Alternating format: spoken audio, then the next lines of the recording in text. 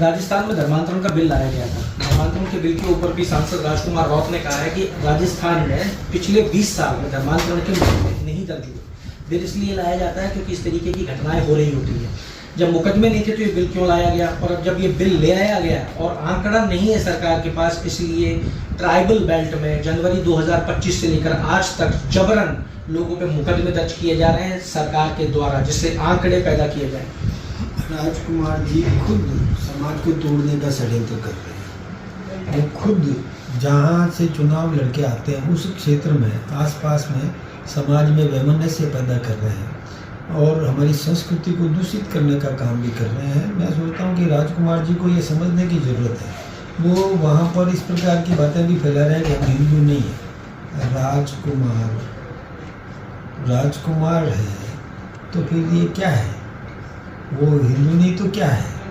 उनके पिताजी का नाम भी राम पर है और उनके पूरे परिवार संस्कृति पर सब कुछ वो हमारे परिवार के ही सदस्य हैं। वो अब वो इस प्रकार की बात करके और समाज में क्या फैलाना चाहते हैं, क्यों तोड़ना चाहते हैं, हमारी संस्कृति को क्यों दूषित करना चाहते हैं। दूसरी बात मैं बताऊँ कि धर्मांतरण के मामले उनको पता है, वो थोड़ा व्यापक दृष्टिकोण से देखें कितनी मिशनरीज काम कर रही है, कितने लोग धर्मांतरण के लिए प्रयासरत रहे, कौन बाहुबल से धर्म परिवर्तन करवा रहा है, कौन धन के और लोभ से धर्म परिवर्तन करवाना चाहता है, ये सब पता है ना, ये उनको पता है। लेकिन वो केवल राजनीति करना चाहते हैं और चुनाव जीत के आने की कोशिश कर रहे हैं। लेकिन अब जनता समझने लग गई है, वो भी दोबारा चुनाव नहीं जीतेंगे। नरेश मीणा के लिए भी स्टेटमेंट दिया है कि बोला ये लोकतंत्र के लिए घातक है।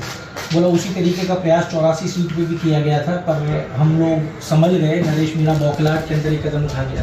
सरकार चाहती है कि उपचुनाव के अंदर विरोधी दल मैदान में ही नहीं उतरे। देखिए, लोकतंत्र है ये हिंदुस्तान में, तो लोकतंत्र में सभी को अपनी बात कहने का अधिकार है, सभी को चुनाव लड़ने का अधिकार है। लोकतंत्र में विपक्ष भी चाहिए, विपक्ष के बिना लोकतंत्र भी सफल नहीं है। इसलिए हम ऐसा कोई भी कदम नहीं उठाएंगे।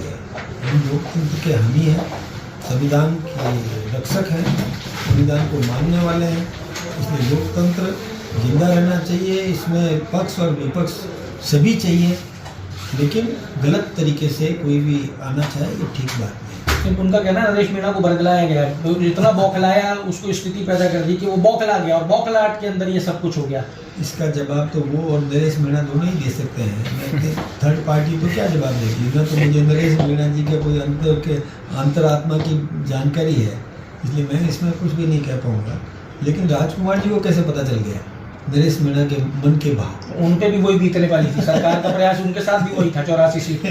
मैं वही कह रहा हूँ कि वो पता नहीं कैसे अंदाज लगाते हैं, कुछ भी बोल दिया, ये ठीक बात नहीं है। मैं राजकुमार जी से आपके माध्यम से भी कहना चाहूँगा कि सही रास्ते पर चले, सही तरीका अपनाएं, समाज में दूरियां नहीं पैदा करें, लोगों को भ्रमित नहीं करें और समाज को एक रहने दें।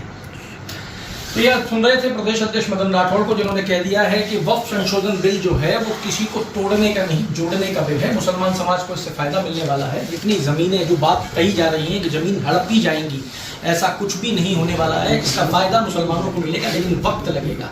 नरेश मीणा के ऊपर बात की है, राजकुमार रौत के ऊपर बात की है और कई अहम विषयों के ऊपर भी बात की है। तो जुड़े रहिए हमारे साथ। अमर उजाला के लिए जयपुर से मैं आशीष। अगर आप ये वीडियो YouTube पर देख रहे हैं तो हमारे चैनल को सब्सक्राइब करें और बेल आइकन को दबाना ना भूलें। अगर आप Facebook पर ये वीडियो देख रहे हैं तो हमारे पेज को लाइक करें।